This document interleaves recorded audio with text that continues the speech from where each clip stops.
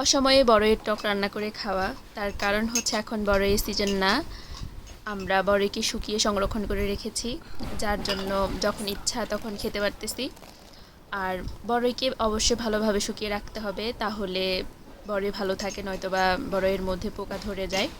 তো hello everyone, কি অবস্থা সবার, কেমন আছেন? আশা করছি ভালো আছেন। বাড়িতে যাওয়ার পর অনেক বেশি বড়ইয়ের টক খেতে ইচ্ছা হয়েছে। আর আমার বড়ইয়ের টকের মধ্যে নারকেল দিলে অনেক বেশি ভালো লাগে, তাছাড়া খেতে একদমই ভালো লাগে না। তো মার কাছে যেহেতু আবদার করেছি, মা তো অবশ্যই বড়ইয়ের টক রান্না করে খাওয়াবে। তো যেই কথা সেই কাজ, মাটির চুলায় রান্না হচ্ছে বড়ইয়ের টক। আর এই জন্য বড়ইগুলোকে আমি সুন্দরভাবে আগে জলের মধ্যে ভিজিয়ে রেখেছিলাম, ভিজিয়ে তারপর ধুয়ে পরিষ্কার করে নিয়েছি। আর এদিকে মা মাটির চুলাতে বড়ইগুলোকে সিদ্ধ বসিয়ে দিয়েছে। বড়ই টক করতে কিন্তু খুবই সহজ আর খুবই অল্প সময়ে করা যায়। আর এদিকে মা নারিকেল কুড়িয়ে বেটে নিয়েছে। আর বড়ইগুলো সিদ্ধ হওয়ার পর কিন্তু বড়ইগুলোকে অবশ্যই চেলে নিয়েছে, এটার ভিডিও ক্লিপ নেওয়া হয় নাই। তো এদিকে এত বেশি ধোঁয়া উঠতেছে চুলার মধ্যে, আমি নিজেই বিরক্ত হয়ে গেছি।